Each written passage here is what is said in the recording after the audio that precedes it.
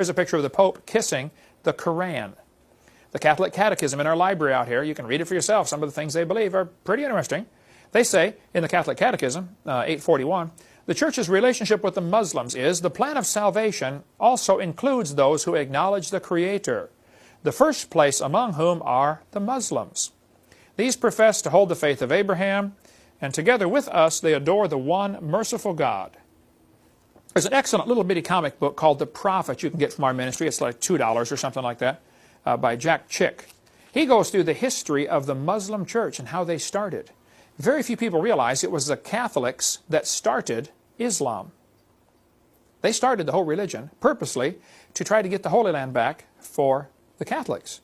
They built up the Islam, they funded Muhammad, they trained him, they sent a Catholic nun out of the monastery. They said, we want you to come out of your convent, go find a young promising Muslim, marry him, and train him to raise up an army of Arabs to go take back the Holy Land for the Mother Church. Quite an interesting story if you want to read about that.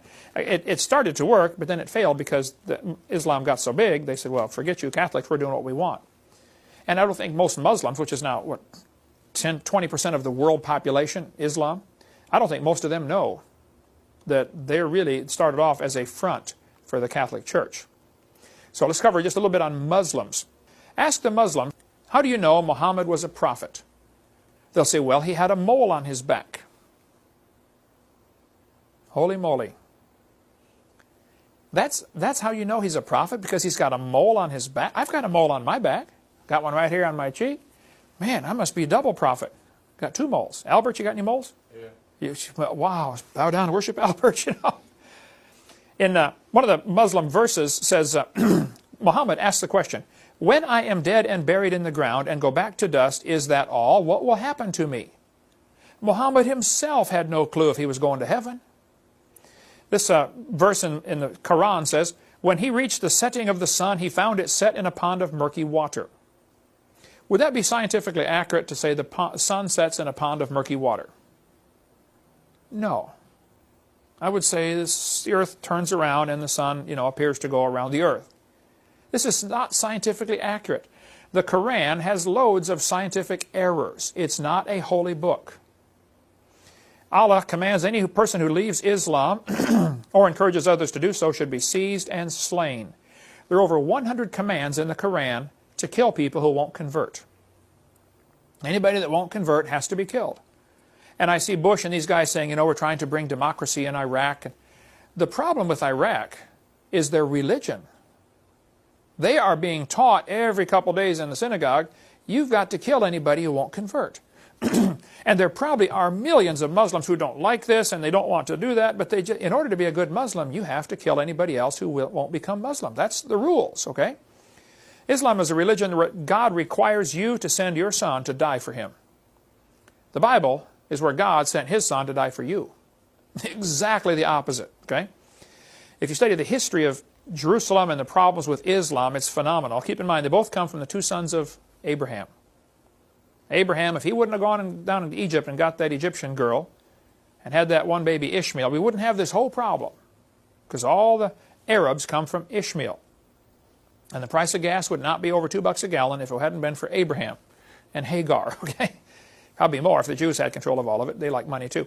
But the Romans and Byzantines, trampled the city of Jerusalem.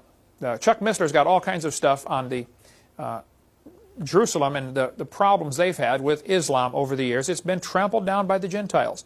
The Bible says, I will make Jerusalem a cup of trembling unto all people. And we've got a ton of stuff in our college class CSE 200 series about Islam. One of the books we sell in our bookstore, and I don't get off into every single religion there is, but Islam is a growing, powerful religion, and you need to study it, is this little booklet, Who is this Allah? On page 27, he says, the last hour will not come before the Muslims fight the Jews and the Muslims kill them. That's their plan. The purest joy in Islam is to kill and be killed for Allah.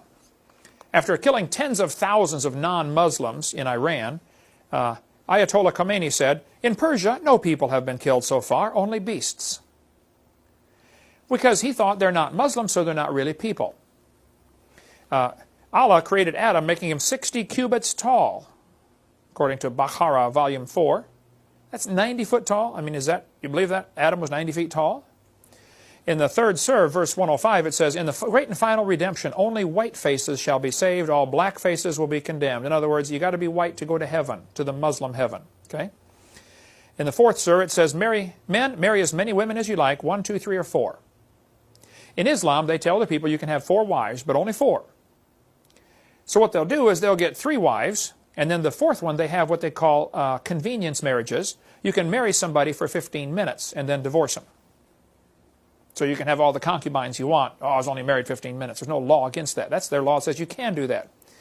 In volume 1, it says, Abu reported, when any of you wakes from sleep, he performs ablution. He must clean his nose 3 times.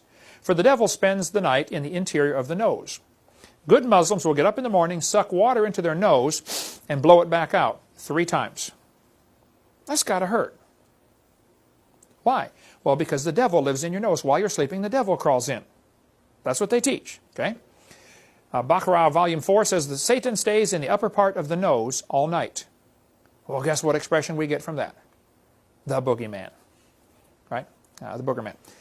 Abdu reported, the Apostle Allah said, people should avoid lifting their eyes toward the sky while supplicating in prayer. Otherwise, their eyes would be snatched away.